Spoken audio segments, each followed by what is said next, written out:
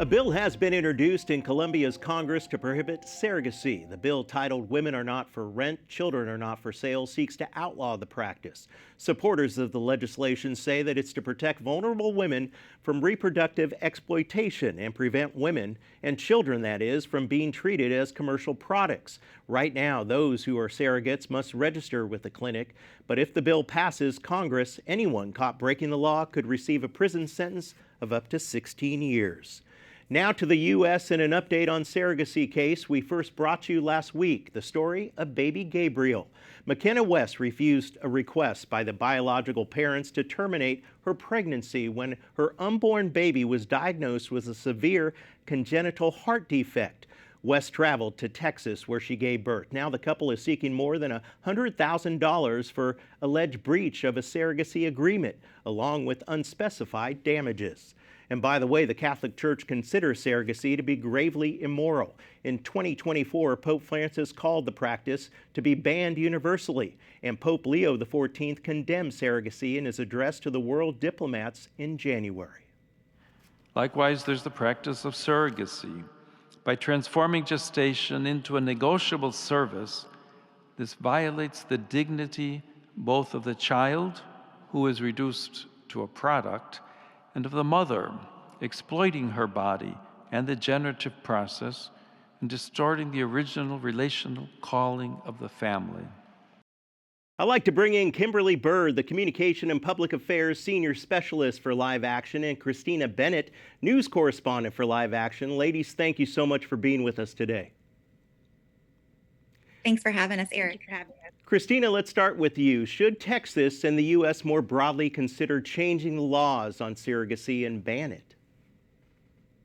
Absolutely. Surrogacy exploits both mother and child. Women are not just wombs to be rented, and children are not just property to be sold with contracts to be signed. Women deserve human dignity. Children deserve human dignity, and surrogacy violates that, and it should be banned across the entire nation, as other countries have done. And Kimberly, this baby Gabriel's case has really raised questions about who has the final say when a surrogate and the intended parents disagree over a child's medical care. You know, what does the case reveal about these contracts that these people sign? Well, I think it has been a very sad case, but it has highlighted the very dark reality around surrogacy and what Christina just said.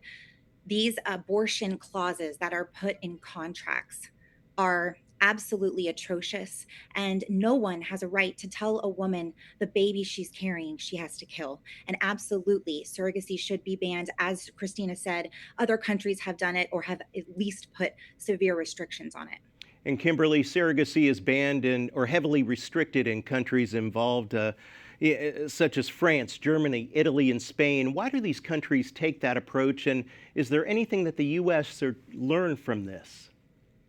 Absolutely. And I think, especially speaking here on EWTN, I think we need to look at what the church says about this. You know, surrogacy, as seen in the catechism, says that it is a grave moral evil and immorality. It really separates the man and wife, husband and wife, from the marital act, and it separates and really infringes on the child's right to a mother and father. And that's what these countries are seeing. They're seeing the importance of really putting children first over adult desires. And that's what we need to be doing here in the United States. And Christina, this is just one of many cases. Are there any current surrogacy cases that we Americans should be watching closely? Absolutely. I would go back and look at a case regarding the Florida Attorney General, and there was a gay couple from France who hired a surrogate in Florida. And the Attorney General has called what has happened with surrogacy human trafficking and a constitutional violation of human rights. And so I would look at that case. There's another case with an African-American woman where a surrogate hired her to have triplets in China, and then he abandoned those children and he never came to get them. Unfortunately, one of the children has died since then. But those are just two cases that have made the news that would be worth people looking into. And Kimberly, any final thoughts that you'd like to have on this case?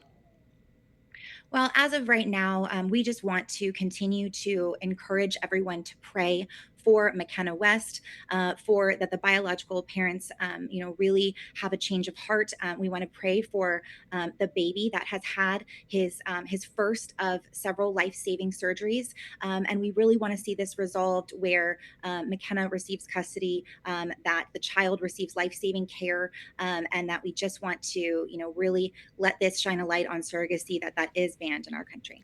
And Christina, your final thoughts?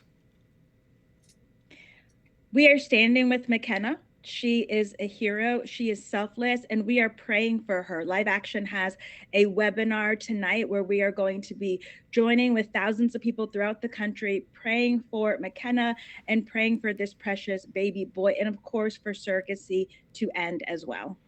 Kimberly Bird and Christina Bennett, both from Live Action, thank you so much for joining us.